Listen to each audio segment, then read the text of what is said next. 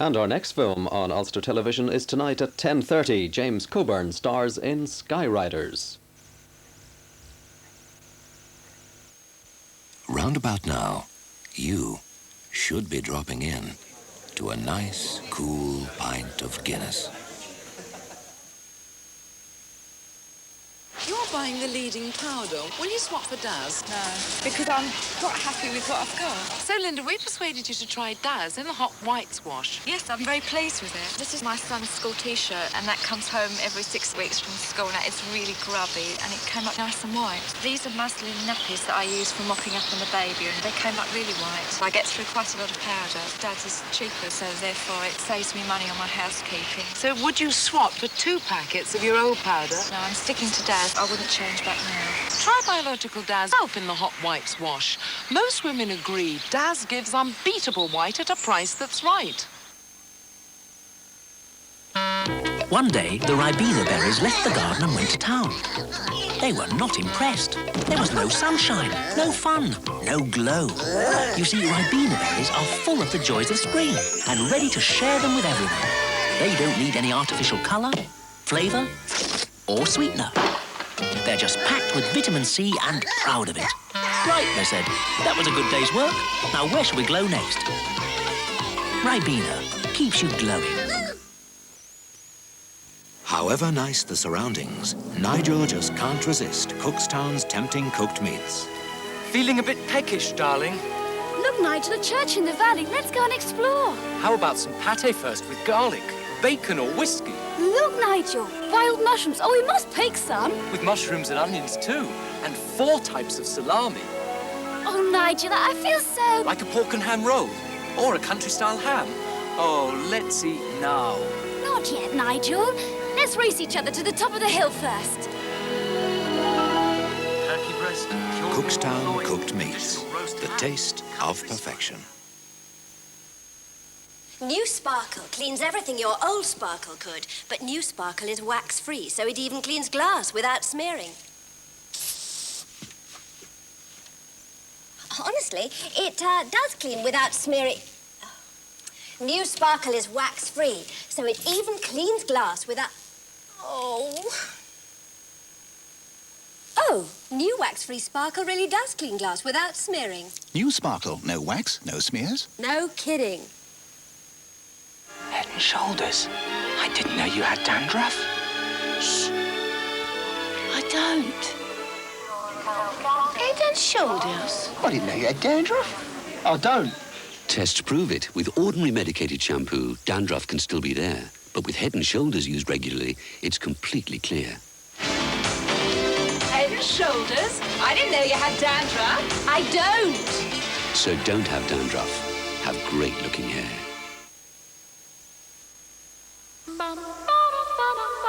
Watch a beautiful new idea take shape. New Fits Beautifully bras in softer, lighter styles. Cotton, lace, adjust to fit you perfectly. New Fits Beautifully bras and girdles. From Playtex, where beautiful new ideas take shape. Look, I couldn't resist them. I bet you forgot. The cream?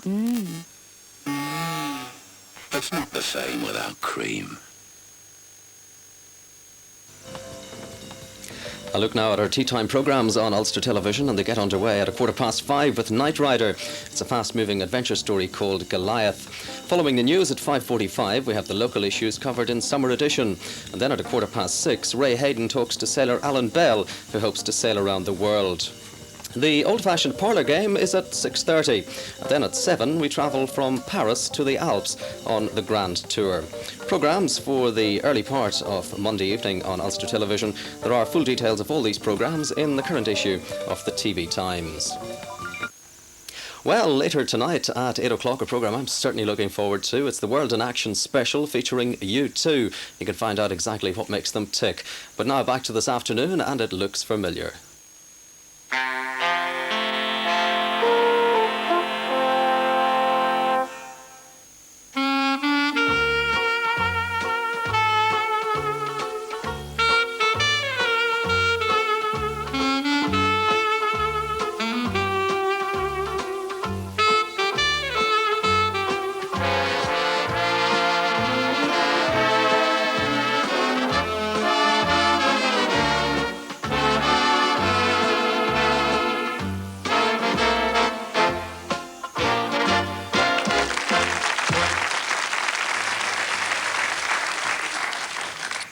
Thank you.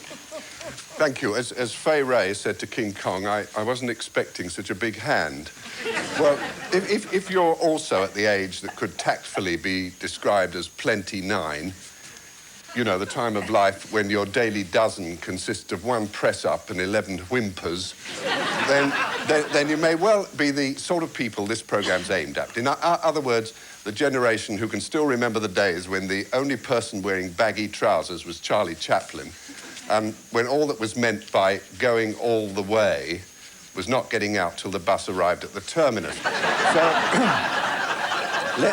So let's call in the trio who will be helping us leap the gulf which separates King George V from Boy George I, beginning with a man of distinction, a real big spender, that elegantly accomplished actor, Mr. Robin Bailey.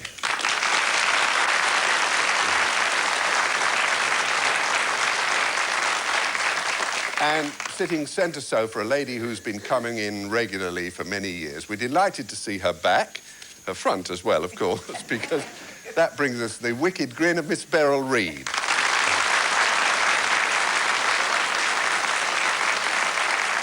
And up there at the far end, another collector's item.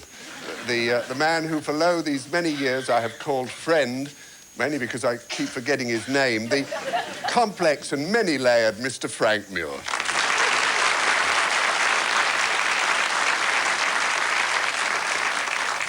And because memories, unlike martinis, should be stirred, not shaken, let's begin with a particularly tender one, an enchanting lady we came across in the dusty archives of 50s black and white television.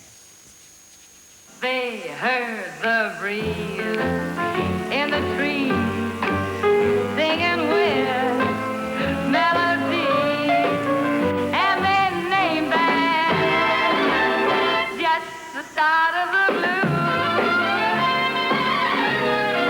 And from that day came a wail of a down-hearted friend, and they called that just the start of the blues. Well, now, from the whippoorwill sitting out on a hill, they took a new note, pushed it to a horn until it was torn into a blue note. And they rehearsed it, and they gave out that news that the Southland gave birth to the blues. Well, from a whippoorwill out on a hill, they took the new note, pushed it to a horn until it was torn into a blue note. Then they rehearsed it while they really nursed it, and they were so glad to send out the news that that old Southland gave birth to the blues. Did you need to say, nurse it, rehearse it, and send out that news? And that old Southland gave birth to the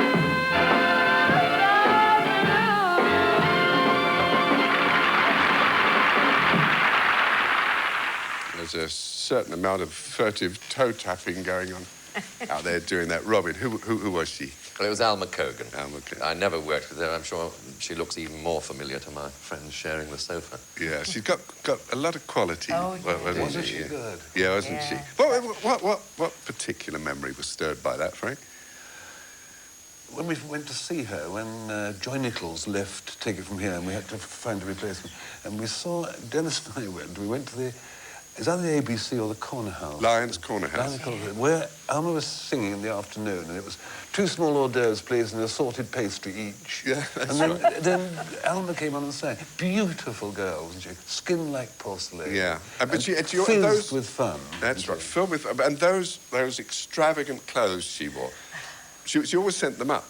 Yeah, didn't she? Yeah. Now, you did work with her, didn't I you? worked with her for a year, yes, at the Palladium with Harry Seacombe and Winifred Atwell in Rocking the Town. Rocking the Town. Now, that ran for a long time, that programme. Yes, it was nearly a year. Yeah. Any particular memories of it?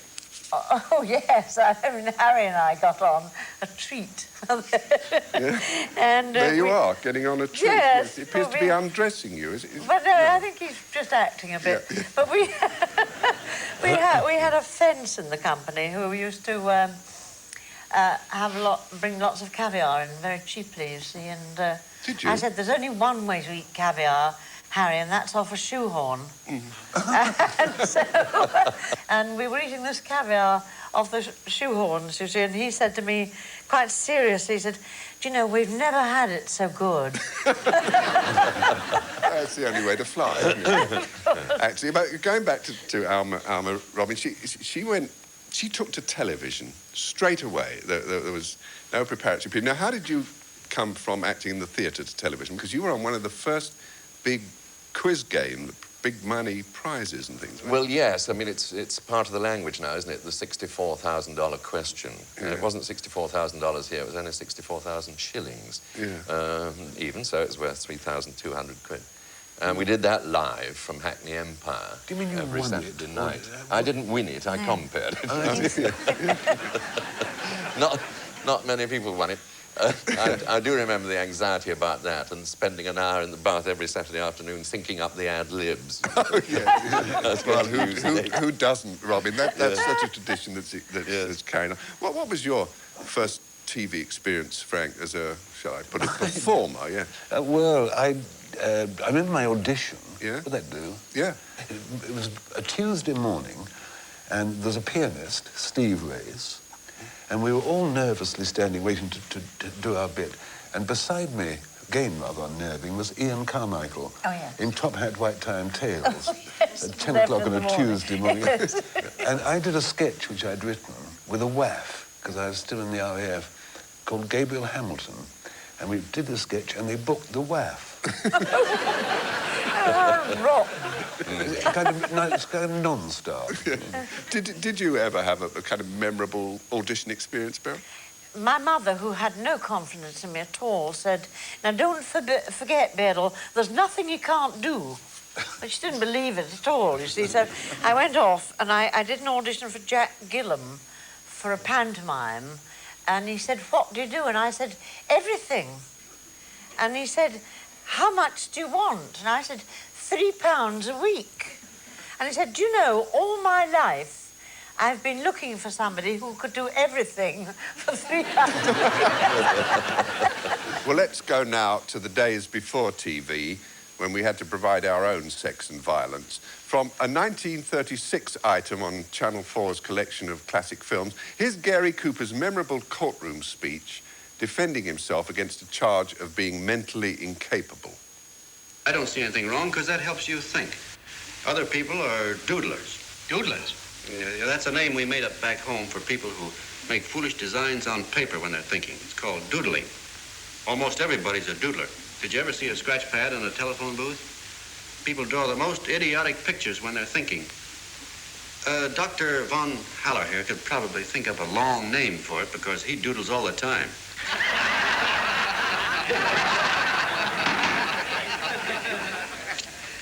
Thank you. This is a piece of paper he was scribbling on. I can't figure it out. 1 minute it looks like a chimpanzee, and the next minute it looks like a picture of Mr. Cedar. You look at it, Judge.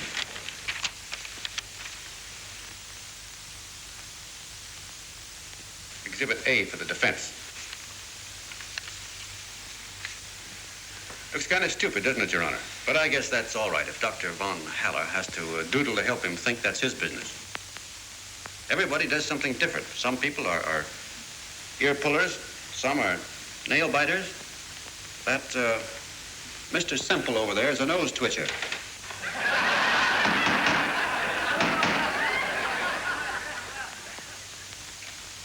And the lady next to him is a knuckle cracker. It's wonderful, that kind of reticent, innocent. Well, wasn't he playing that? Do you remember which film that came from, Rob? It was Mr. Deeds Goes to Town, wasn't it? Right. Directed by... Frank Capra. Frank Capra, yeah. Do you remember Mr. Deeds' Christian name? It was an unlikely one, and he was called Longfellow Deeds. Longfellow Deeds, yeah. Do you recall the lady who played opposite Gary Cooper in that? She was one of my favourite ladies. I don't. Does Beryl? Is it Jean Arthur? Jean Arthur, it was. Yes, indeed, wonderful voice. Yes, that's it. Oh, That's it, yeah. has a little sort of crack voice. Yeah. Now, there was also an interesting first in that particular scene we just saw, Frank. A kind of semantic first. Well, the only word he said, apart from and thee and gentleman over there, was doodle. Doodle, yeah. So I shrewdly guess they must have invented the word doodle. It was the first time, apparently, according to Webster's dictionary, that it was... I know for something like 25 years that you're the worst doodler I've ever met. Really?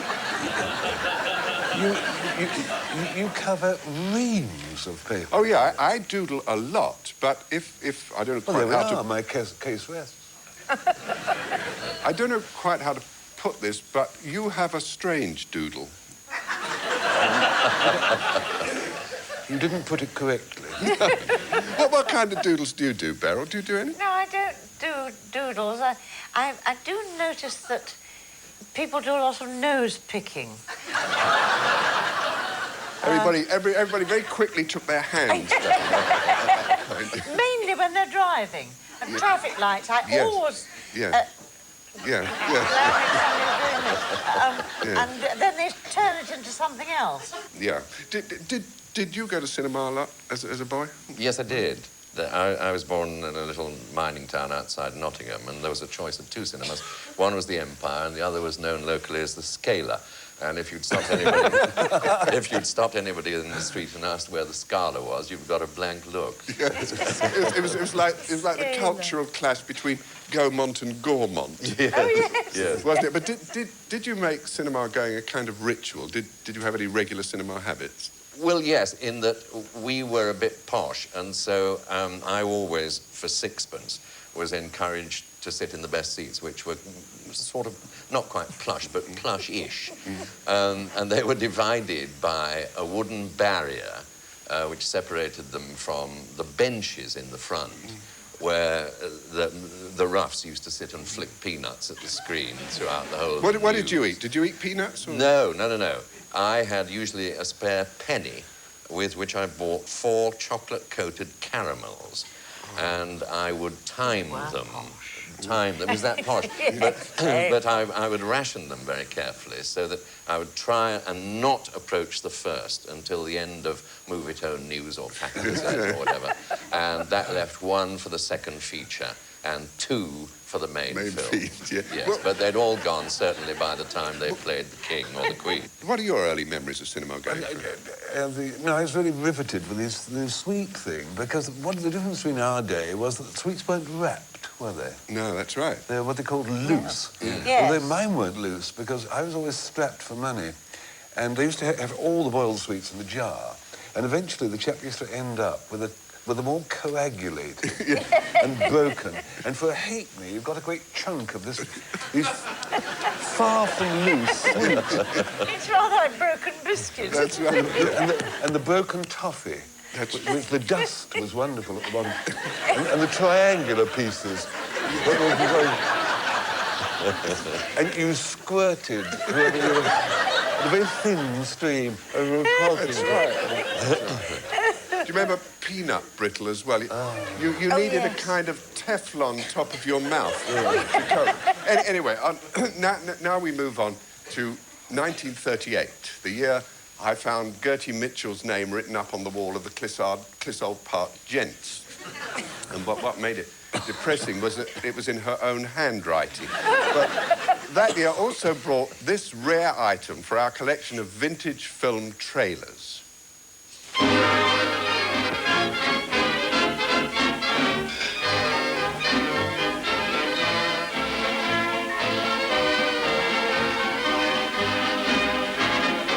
Afraid of waking up? Yes, it's a dream that I would like to go on forever and ever. Really? Why should it never end? about your husband? Oh, don't be silly, Neville.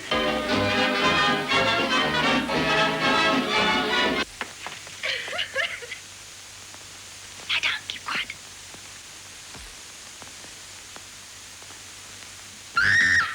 It's a man! Good heavens. It's not a man, it's Neville. What is the matter, Claude? Oh, scream. Got to see what it is.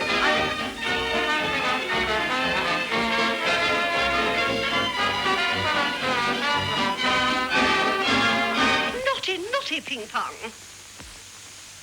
Whose are those? Perhaps Miss Thompson can explain. Do you mean to say you think those camel-knickers are mine? Well, they're not, then. I've got mine on. If you don't believe me, I'll show you. Oh, stop her, stop her. Oh, no. Let the girl explain.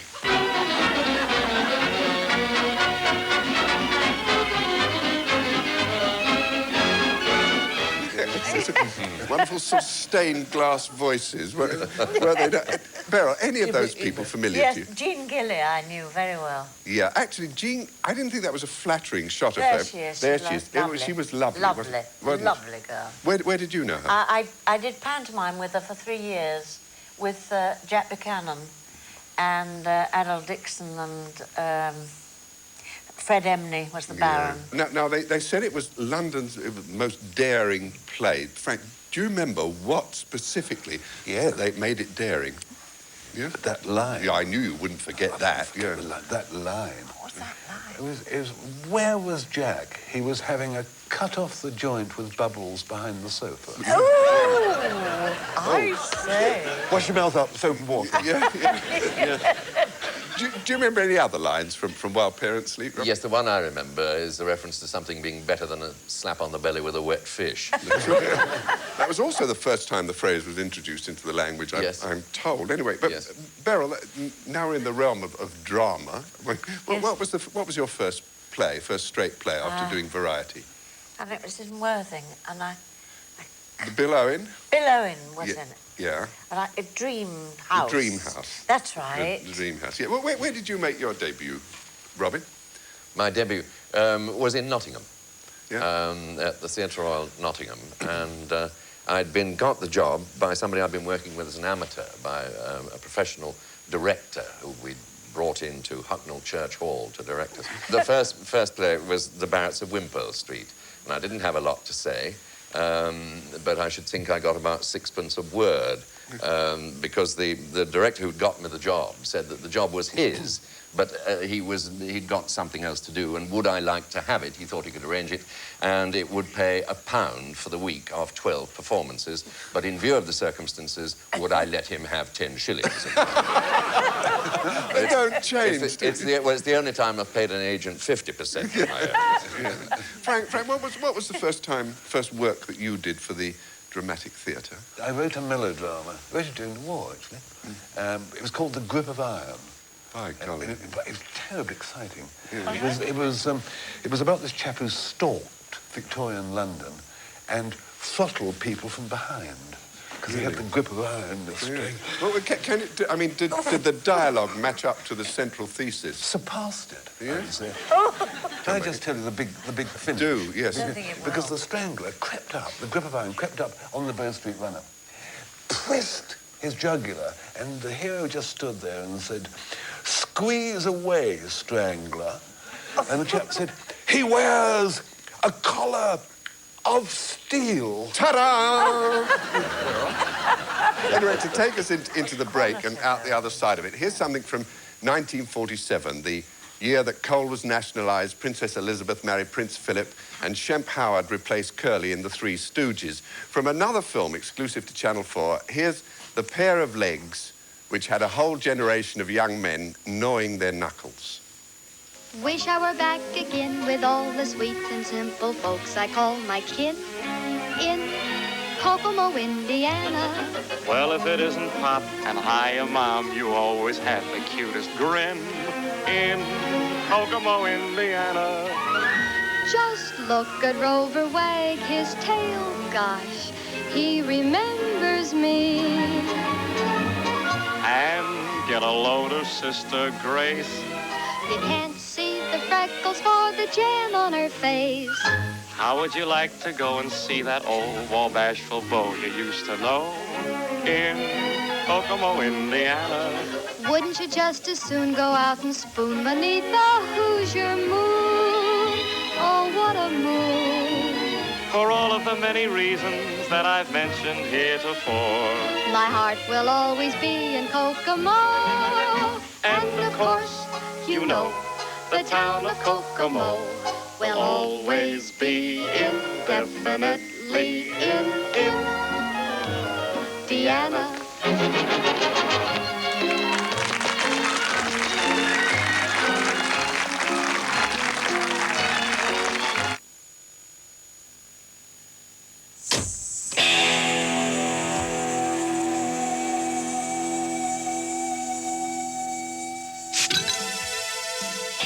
Feels so good.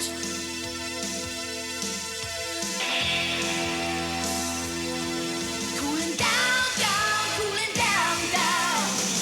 7-Up, that feels so right. Feels so good.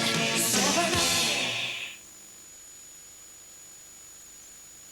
And as young Kevin Moffat comes to the table, he needs only one meatball to clinch the world snooker title. He looks as if he's going for the one that's tight behind the greens. It's in. But it looks like he's going on to clear the table. Campbells Meatballs. They'll always clear the table. She's been married a year, and she's raised some laughs, but also some eyebrows. TV Times looks at the Royal House of York. Read how Roger Cook's investigative reporting resulted in a vicious attack. Proud Kate Burton talks about her late father and his spell over women. Roger Whittaker tells part 2 of how he made it by accident. Judith Chalmers tells how to make it with recipes. And there's all your ITV and Channel 4 programmes in TV Times this week. We'll Give you all a Central Park for one big, beautiful sycamore tree.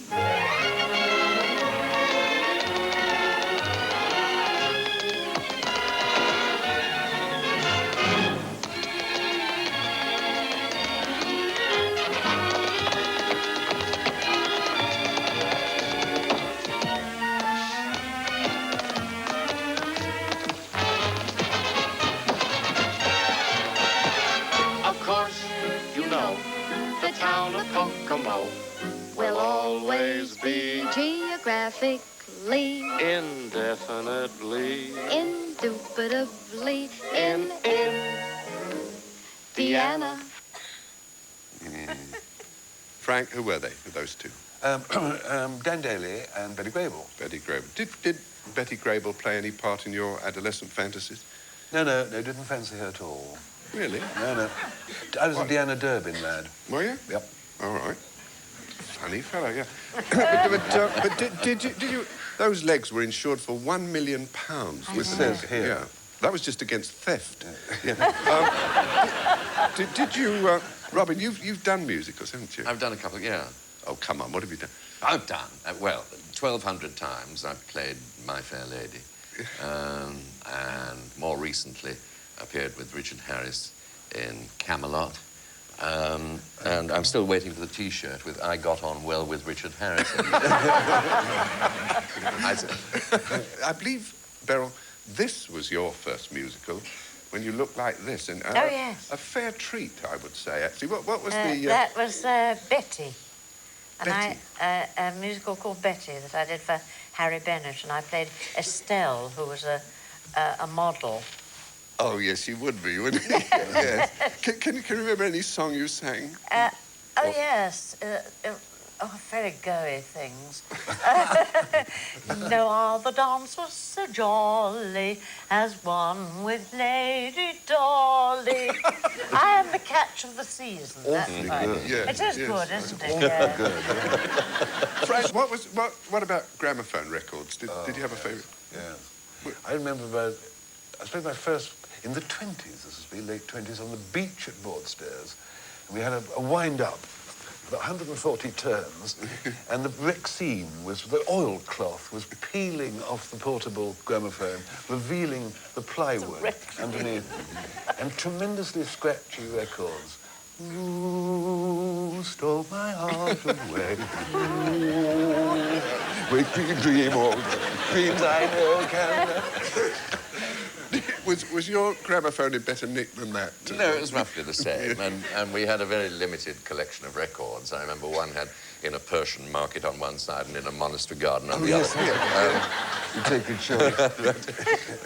But one of my favourites was one I've not heard played since, and it was one of those exotic travel songs, you know, like I Left My Heart in San Francisco or whatever, and this one was called I'm Going Back to Himazaz. I only remember the first two lines. Yeah. I only remember. Remind them. There are others who know it. Yeah. you remind them. I'm going back to Himazaz. Himazaz, the pub next door. Well, as it was... that's lovely. As it was all because of Betty Grable that we got from Kokomo, Indiana to Himazaz, the pub next door. Let's try a few...